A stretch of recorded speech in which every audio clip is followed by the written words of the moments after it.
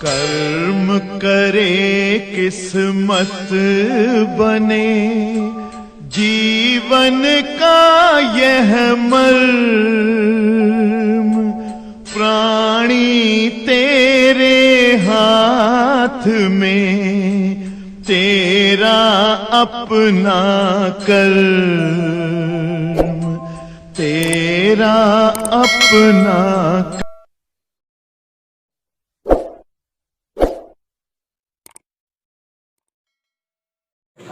प्यारे बच्चों, यहाँ ध्यान दीजिए जरा।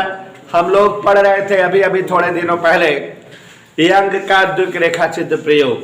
स्नेहा और सोनी दोनों लोग ध्यान दीजिएगा बेटा, दोनों जानकार बच्चियां हो।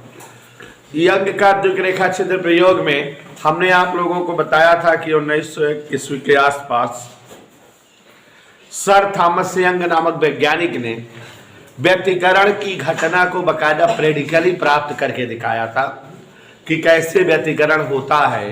दीप्त फ्रिंजय और अदीप्त फ्रिंजय उन्होंने प्राप्त की थी। थोड़ा चित्र भूल गए हो गए, याद करिए चित्र में क्या था।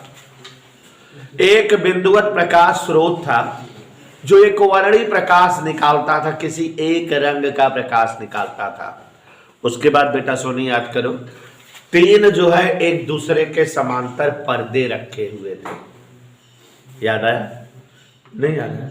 पर्दा यल, पर्दा यम, पर्दा यन, तीन पर्दे एक दूसरे के समांतर रखे हुए थे।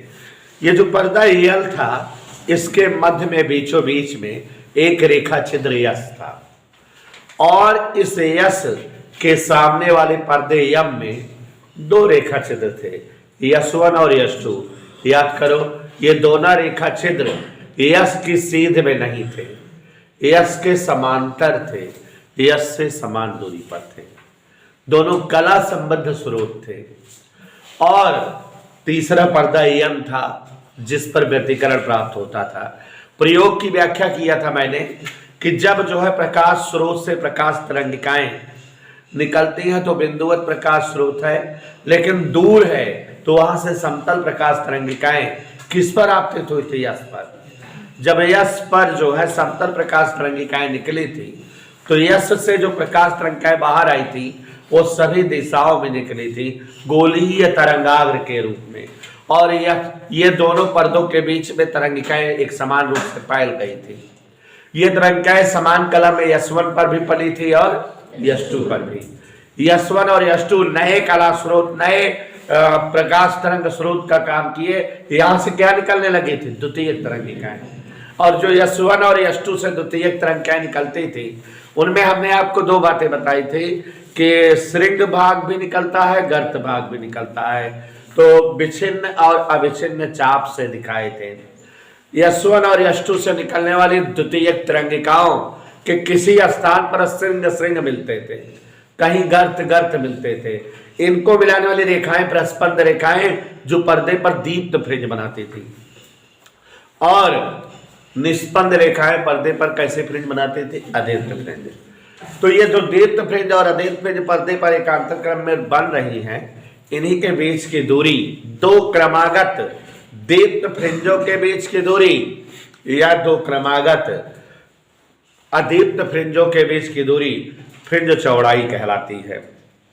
ठीक है, जैसे 5वें दीप्त फ्रिंज यहाँ है और 6वें दीप्त फ्रिंज यहाँ है, इन दोनों के बीच की गैपिंग को फ्रिंज चौड़ाई कहते हैं। तो हम लोग को फ्रिंज चौड़ाई का व्यंजक ज्ञात करने का डेरिवेशन करने जा रहे हैं। फ्रिंज चौड़ाई अगर आती रहे तो हम तरंगदैर्घ्य निकाल सकते हैं, या तरंगदैर्घ्य आता रहे तो फ्रिंज चौड़ाई निकाल सकते हैं। यही जो है हमारा इस्तेमाल होता है। कभी कभी कहता है फ्रिंज चौड़ाई की सहायता से तरंगदैर्घ्य का व्यंजक प्राप्त करो, और कभी कभी केवल फ्रिंज चौड़ाई निकालना रहता है। इधर के लिए बहुत ही बड़े डेरिवेशन है। अभी तक इसमें तीसरा टॉपिक पढ़ने जा रहे हो। पहला टॉपिक आपने पढ़ा था तरंग का आयाम, परिणामी तरंग का व्यतिकरण के पश्चात आयाम, तरंग को तीव्रता और जो है विस्थापन निकालना। वो भी देखो अभी पीछे कहीं 5 नंबर का आया था। दूसरा इंपॉर्टेंट आपको पढ़ा चुके हैं द्विक रेखा चित्र प्रयोग, बहुत इंपॉर्टेंट है वो भी अक्सर आता है। तीसरा बताने जा रहे हैं, तीनों हेडिंग इसकी इंपॉर्टेंट है। तो देखो जरा सभी बच्चे ध्यान देंगे, ये जो है हेडिंग तभी कर पाएंगे जबकि जो है आपको यंग का द्विक रेखा चित्र प्रयोग याद रहे। क्योंकि वही प्रयोग का ये डेरिवेशन है, अलग नहीं है।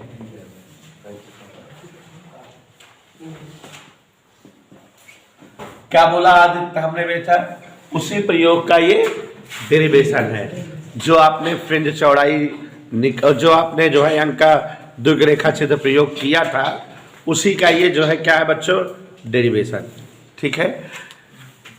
पर्दे पर जो फ्रिंजे बनती हैं, दीप्त फ्रिंज बनती है, दीप्त फ्रिंज, तो जो क्रमागत दीप्त फ्रिंजों के बीच की गैपिंग है उसी को फ्रिंज चौड़ाई कहते हैं, या क्रमागत अदीप्त फ्रिंजों के बीच की जो गैपिंग है उसे भी फ्रिंज चौड़ाई कहते हैं। तो हम चाहे दीप्त फ्रिंजों के बीच की गैपिंग निकाले, चाहे अदीप्त फ्रिंजों के बीच की गैपिंग निकाले, फ्रिंज चौड़ाई आ जाएगी। तो चलो शुरुआत करते हैं, अध्याय पहुंच चुके हैं। ध्यान दीजिएगा, अभी समझाया मैंने कि द्विग रेखाचित्र प्रयोग आपको याद रहे, तो बेटा द्विग रेखाचित्र प्रयोग वाला ही फिगर इसमें बनेगा और वहीं से डेरिवेशन है। द्विग रेखाचित्र याद आ गया ना? एक रेखाचित्र यश होता है, फिर यश1 यश2 होते हैं, फिर पर्दा होता है, यही सब था ना, वही चीज यहाँ है। तो देखो जरा,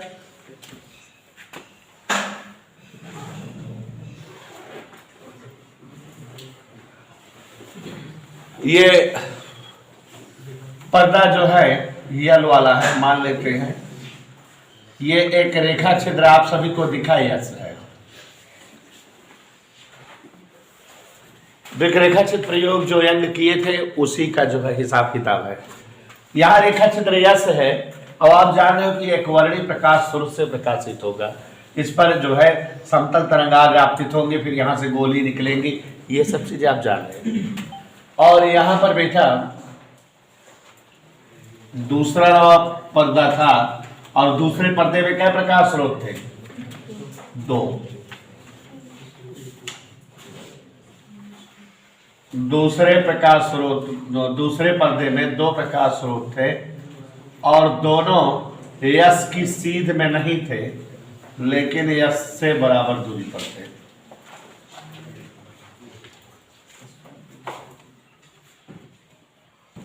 चित्र दिखा बेटा?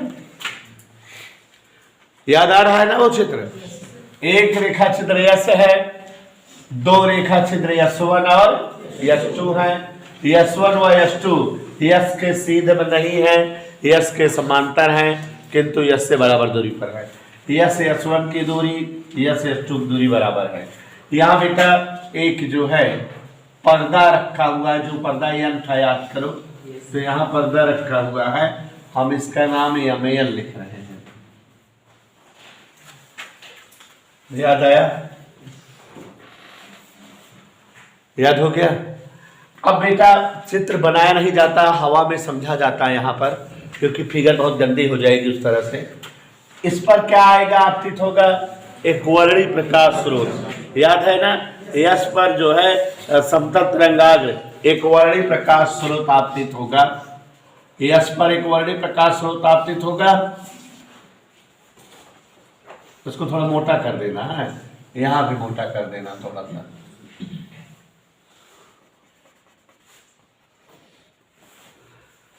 एक वर्णी प्रकाश स्रोत आपतित होगा।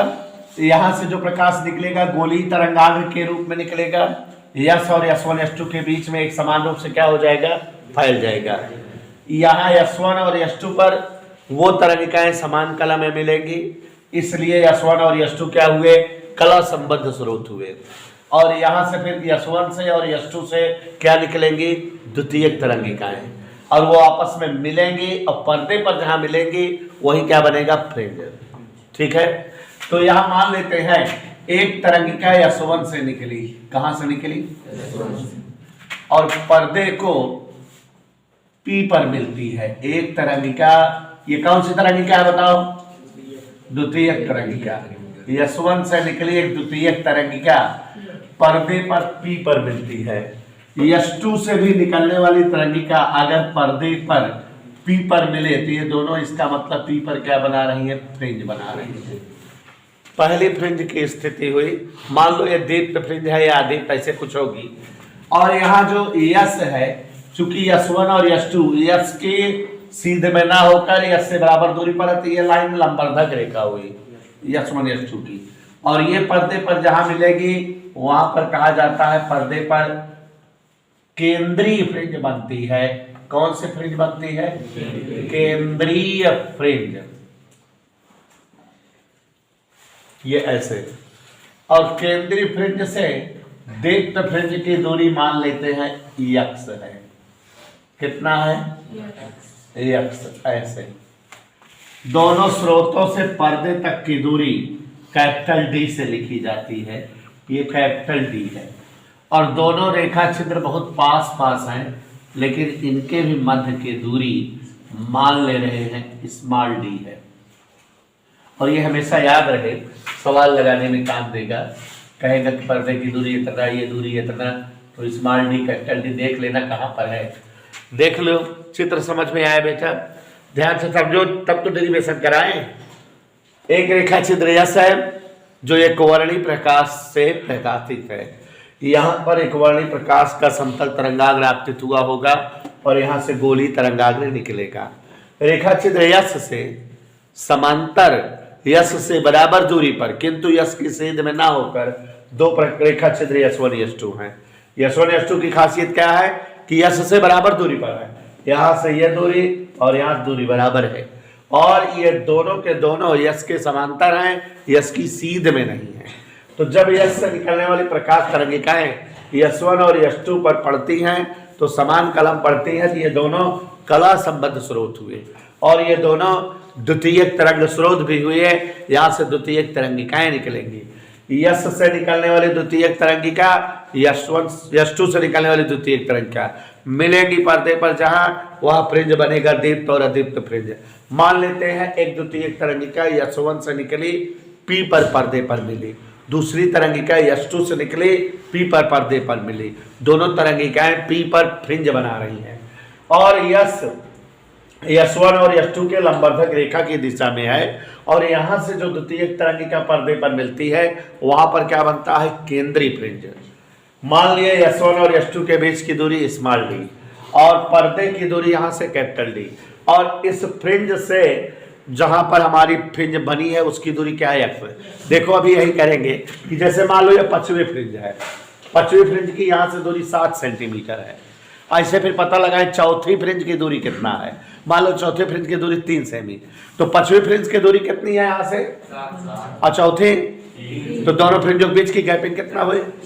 यही क्या हो जाएगी? फ्रिंज चौड़ाई। तो यही आ जाएगा तो हमारे पास फ्रिंज चौड़ाई आ जाएगी। तो यही हम डेरिवेशन करने चल रहे हैं।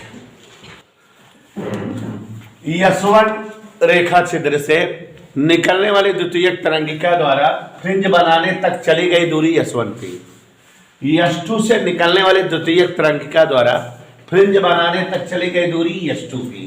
तो साफ साफ स्पष्ट है कि दोनों द्वितीयक तरंगिकाओं का पथांतर S2P माइनस S1P होगा। नहीं समझे बेटा? यहां से चलने वाली तरंगिका कितना रास्ता तय की? S1P। यहां से चलने वाली तरंगिका कितना रास्ता तय की? S2P। माने दोनों तरंगिकाओं द्वारा चले गए पथों का अंतर S2P माइनस S1P होगा। ठीक। अब जैसा कि स्नेहा ध्यान से देख रही है, अगर आप S1 से लंब डालें S2P पर, गौर से देखो, ये सब अभी हम लिखाएंगे भी। कहां से लंब डालें बेटा? S1 से लंब डालें S2P पर, और इस प्रकार लंब डालें, ये ऐसे कि जो ये S1P है उतना AP है, एक्सेज वाला बच जाए इधर। नहीं समझे? हम बेटा ये पूरा में से ये पूरा घटाना चाहते हैं, तो दोनों तरंगों द्वारा तय पथ का अंतर आएगा। और वो जो है, अगर हम यहां से लंब डाल दें कि S1P के बराबर ही AP चाप कटे, माने ये जितना S1P है उतना ये AP रहे, तो दोनों पथों का अंतर तो इतना आ जाएगा कि नहीं? और दोनों पथों का अंतर जो S2A आया है इसको अलग से हम कहीं निकाल लें, तो दोनों तरंगों द्वारा तय पथांतर हो जाएगा कि नहीं? और इसको अलग से निकालने के लिए फुल ज्योमेट्री का प्रयोग करेंगे। ज्योमेट्री का प्रयोग करके इसको n के प्रकार ही S2A निकालेंगे। S2A क्या है? दोनों तरंगों को द्वारा चले गए पथ का अंतर है। ठीक है। और अगर जब ये आ जाएगा बच्चों, पथांतर आ जाएगा, तो आपको बताना चाहेंगे कि तरंगों, जैसे हम लोग जो है कभी कोई दूरी तय करते हैं, चलते हैं, तो हमारे द्वारा चली गई दूरी या हमसे तय दूरी हम लोग हमेशा मीटर, सेंटीमीटर, किलोमीटर में लिखते हैं। वैसे तरंगे जब दूरी चलती हैं, तय करती हैं, तो उनकी दूरियां तरंगदैर्घ्य के पदों में लिखी जाती है। ठीक है, जैसे मान लो कोई तरंग जो है वहां तक चली गई, तो हो सकता है वो 2 लैम्डा गई हो या 3 लैम्डा गई हो, माने अपने तरंगदैर्घ्य के गुणक के रूप में गई होगी। तो हमेशा तरंगों द्वारा चली गई दूरी किसके पदों में व्यक्त करते हैं?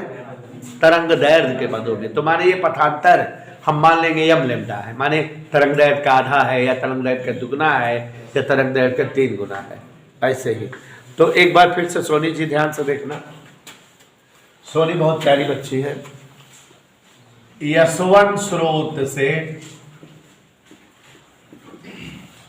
दिखा निकली तरंग द्वारा, कौन सी तरंग? द्वितीय तरंग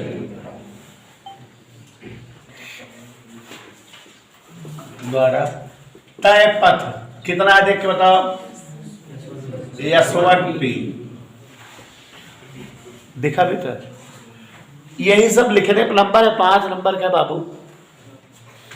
इसी प्रकार यष्टु स्रोत से निकली द्वितीय तरंग के द्वारा तय दूरी कितना हुआ है?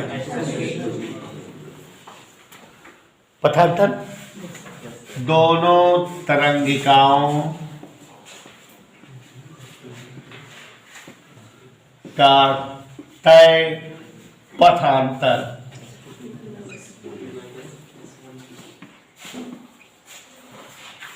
S2P माइनस, मेरे माइंड में आ गया पथांतर S2P माइनस S1P है। एम कैन इसको निकाले और इसको m लैम्डा लेते हैं। तो इतना तो समझ में आया।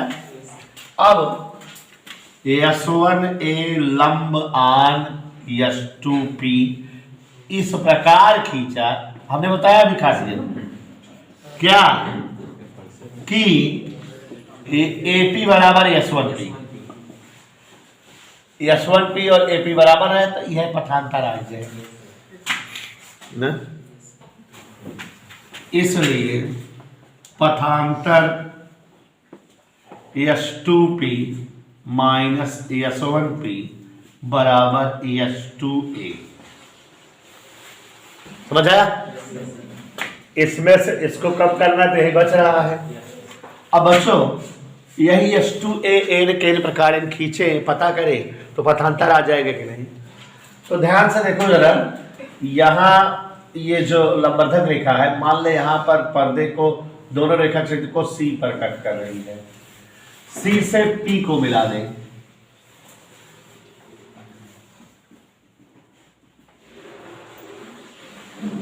थोड़ा ज्योमेट्री लगेगी और कंफ्यूजन ज्योमेट्री लगेगी। किसको किसको मिलाया? 2 त्रिभुज तैयार हो गए। देखो त्रिभुज PCO और त्रिभुज S1 S2A में गौर से देखो, 2 त्रिभुज तैयार हो गए कि नहीं? कौन कौन त्रिभुज का नाम लिए बेटा? S1 S2A, ये वाला जो नन्हा मुन्ना बना है, नहीं दिखा? S1 S2A दिखा। और ये वाला PCO, क्या चमक रहा है? S1 S2A और PCO 2 त्रिभुज बने। PCO S1 S2O, दोनों त्रिभुजों में एक खास बात देखो, क्या? एक कोण 90 ये है, एक कोण 90 इधर। क्लियर? समझ आ रहा है? और इस त्रिभुज में ये वाला कोण और इस त्रिभुज में ये वाला कोण दोनों बराबर है, क्योंकि बेटा S1 और S2 कला संबंध स्रोत है, बहुत पास होते हैं, बहुत नजदीक। तो इनसे कोण जो है क्या होता है, इतना छोटा होता है कि उन्हें हम लगभग समान मान सकते हैं। इधर क्लियर? में कौन कौन कोण समान है, या यहां डायरेक्ट लिख दो, समरूप है। 2 कोण समान है, इसलिए दोनों क्या है? समरूप। ठीक है? और समरूप त्रिभुज कौन पर में लगती है? भुजाओं का अनुपात बराबर होता है। लंब बटा लंब बराबर कर्ण बटा कर्ण बराबर। चलो छुटकाए त्रिभुज में कर्ण क्या है? S1 S2।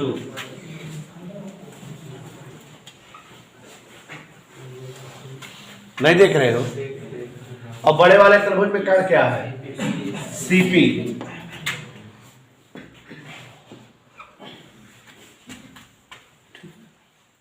छोटे वाले त्रिभुज में कोण के सामने भुजा लंब S2A। और बड़े वाले त्रिभुज में कोण के सामने भुजा OP।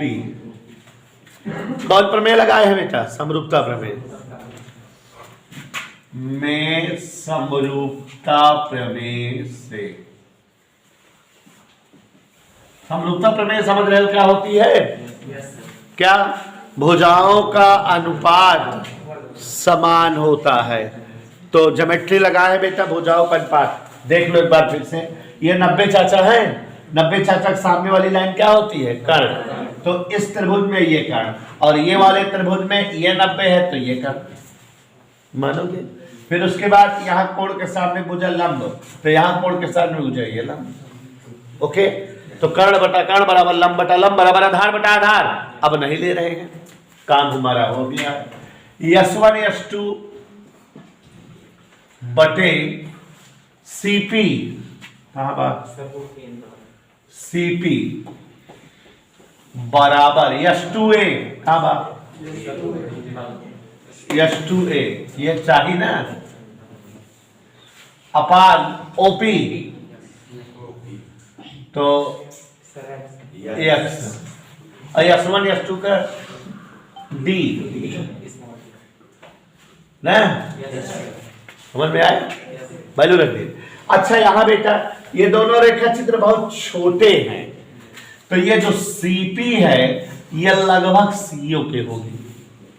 चित्र में बहुत दूर दिख रही है क्योंकि ये बहुत दूर दूर बनाए हैं, और ये दोनों अगर बहुत नजदीक होते तो पीछे वाली लाइन लगभग यही तो हो। ठीक है, तो CP is nearly equal to CO, तो D बटा CO इक्वल S2A बटा X। तो D बटा CO का मान देखो, कैपिटल D S2A बटा X, तो S2A बराबर XD बटा D। कोई दिक्कत? समीकरण 1 से पथांतर बराबर आया था S2A बराबर है XD बटा D। देख लो पथांतर क्या आया था, ये क्या आ गया? XD बटा D आ गया ना। और पथांतर अभी बताया था किसके पदों में रहेगा बेटा? तरंग दैर्घ्य पदों में। इसलिए यमवी तरंग हेतु, यमवी यमवी कुछ भी, पथांतर यम लेम्डा, पथांतर को हम यम के पदों में लेम्डा के पदों में लिखते हैं। ठीक, आधा तरंग दैर्घ्य, दुगनी तरंग दैर्घ्य, तिगुनी तरंग दैर्घ्य बराबर XM D बटा कैपिटल D। तो XM बराबर तिरछा गुणा M लेम्डा कैपिटल D बटा D। ये क्या पता लग गया? यमवी दीप्त फ्रिंज की O से दूरी, कैसरी फ्रिंज की दूरी आ गई। यम की जगह 3 रख दे तो कैसरी फ्रिंज की दूरी आ जाएगी तिरछरी फ्रिंज की दूरी। यम की जगह 4 रख देंगे तो, और 2 फ्रिंजों के बीच की दूरी का अंतर निकाल लेंगे तो फ्रिंज चौड़ाई। याद आया? तो अब यहां फ्रिंज चौड़ाई दीप्त फ्रिंज के लिए भी निकालते हैं, और ठीक है, तो मेरे पास जगह नहीं है। ठीक है ना प्यारे बच्चों, अगर हम दीप्त फ्रिंजों के लिए चले तो दीप्त फ्रिंज है तो यमुई फ्रिंज की दूरी XM बराबर M lambda D by D। ऐसे ही M-1वीं फ्रिंज की दूरी निकालें तो जहां M है वहां M-1 लिख दिए। तो अब ये 2 क्रमागत फ्रिंजें आ गई कि नहीं? यमवी और M-1वीं दोनों के बीच का जो डिफरेंस होगा वही क्या होगी? फ्रिंज चौड़ाई। हमने आपको बताया है कि 2 क्रमागत फ्रिंजों के बीच की दूरी को ही फ्रिंज चौड़ाई कहते हैं। चौथे फ्रिंज पांचवें फ्रिंज के बीच की दूरी, फ्रिंज के बीच की गैपिंग, या फ्रिंज चौड़ाई हुई। तो यहां फ्रिंज चौड़ाई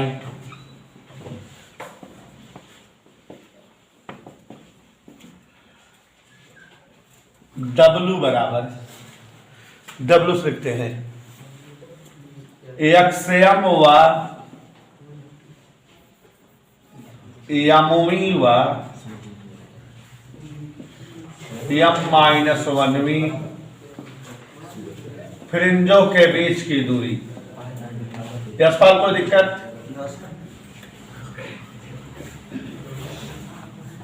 आगे बढ़े। W बराबर XM -1। W बराबर XM मतलब M लैम्डा D बटा D, M-1 लैम्डा D बटा D। कोई डाउट बेटा? W बराबर लैम्डा D बटा D कॉमन, बोलो ना यार इस बार, M-M+1। ये लफंगे यहां देखो जरा, M से M कट गया, W बराबर लैम्डा D बटा D, और ये बच्चों फ्रिंज चौड़ाई का व्यंजक आ गया। कभी कभी कहता है कि फ्रिंज चौड़ाई से तरंग डैश बताओ, तो अगर फ्रिंज की चौड़ाई आपको पता है तो तिरछा गुणा कर दो, WD बटा D लैम्डा का मान आ जाएगा। ये बेटा आपका भौकाली डेरिवेशन हुआ और इंपॉर्टेंट डेरिवेशन हुआ, नोट कर लीजिए।